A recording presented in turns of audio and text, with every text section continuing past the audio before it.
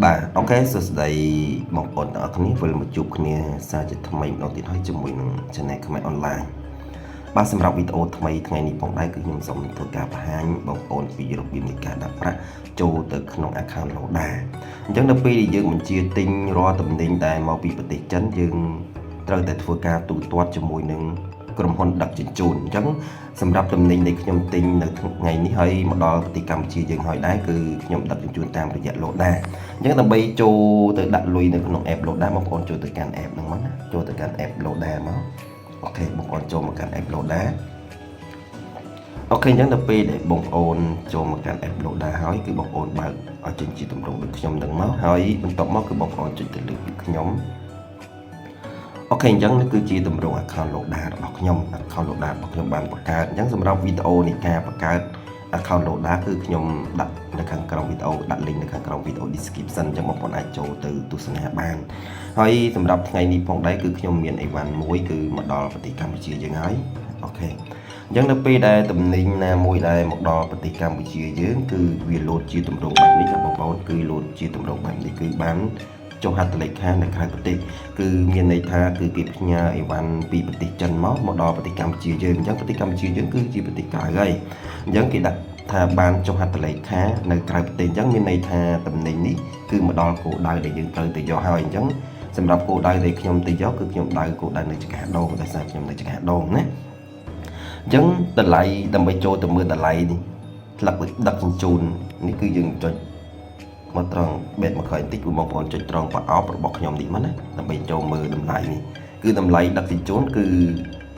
$3.3 សេនណាបងប្អូនគឺ$3.3 សេនអញ្ចឹងដើម្បីទទួលបាននៅតំណែងនេះគឺយើងត្រូវតែធ្វើការទូទាត់ថ្លៃដឹកជញ្ជូនសិនណាដើម្បីបានលេខកូដបើកតំណែងណាបងប្អូនណាអញ្ចឹងបងប្អូនថយមកក្រោយដើម្បីដាក់ប្រាក់ចូលទៅក្នុង app Loda គឺយើងចុចទៅលើកាបូបរបស់ខ្ញុំនេះគឺខាងលើហ្នឹងគឺត្រង់ចំណុចនេះត្រង់ចំណុចហ្នឹងមកអូខេអញ្ចឹងនៅពេលដែលបងប្អូនចុចមកដល់ត្រង់ចំណុចនេះផងដែរគឺបងប្អូនចូលមកកាន់ទម្រង់នៃការដាក់ប្រាក់ឲ្យបងប្អូនអញ្ចឹងសម្រាប់ទឹកប្រាក់ដែលខ្ញុំនៅសល់នៅក្នុង app Loda នេះគឺខ្ញុំនៅសល់$27 សេនផងដែរអញ្ចឹងថ្លៃដឹកជញ្ជូនมันគឺ$3គឺ3សេនអញ្ចឹងខ្ញុំត្រូវបញ្ចូល$3ទៀតអូខេហើយណាអញ្ចឹងបងប្អូនធ្វើការបញ្ចូលទឹកប្រាក់ណាចំនួនទឹកប្រាក់ផ្ទាល់ខ្លួនបងប្អូនបញ្ចូលត្រង់ចំណុចហ្នឹងមកណាចុចត្រង់ចំណុចហ្នឹងអូខេអញ្ចឹងនៅពេលដែលបងប្អូនចុចត្រង់ចំណុចចំនួនទឹកប្រាក់ផ្ទាល់ខ្លួននឹងមកគឺបងប្អូនត្រូវតែបំពេញត្រង់ចំណុចនេះត្រង់ចំណុចនេះគឺបងប្អូនត្រូវបញ្ចូលប្រមាណ$ឧទាហរណ៍ថា$5ឬមួយ$3អញ្ចឹងសម្រាប់វីដេអូនេះគឺខ្ញុំបញ្ចូល$3ណាដោយសារខ្ញុំនៅខ្វះតែ$3ទៀតទេគឺគ្រប់ថ្លៃដឹកជញ្ជូនហើយណាអូខេអញ្ចឹងបងប្អូនចូលត្រង់ចំណុចនឹង$3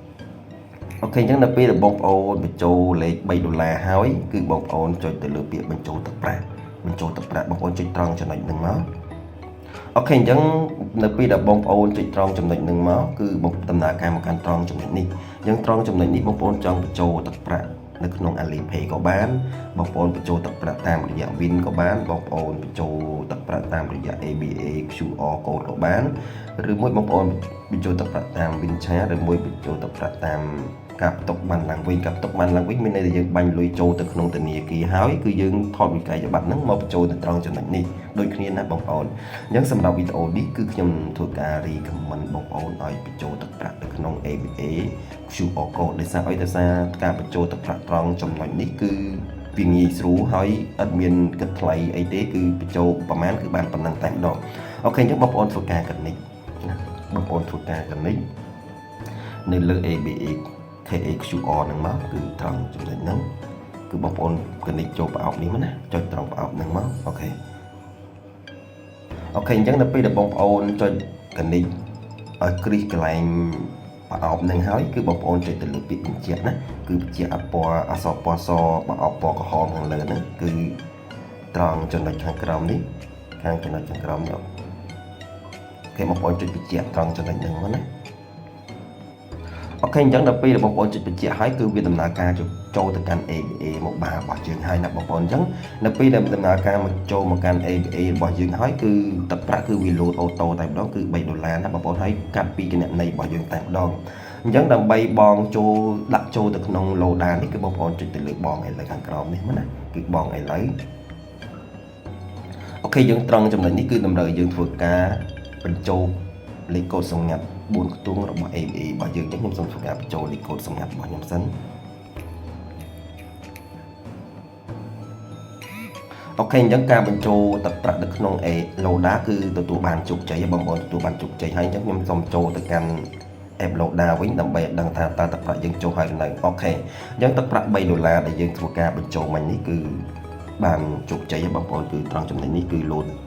គឺ$3នេះត្រង់ចំណុចហ្នឹងត្រង់ចំណុចខាងលើនេះគឺ$3ណាបងប្អូន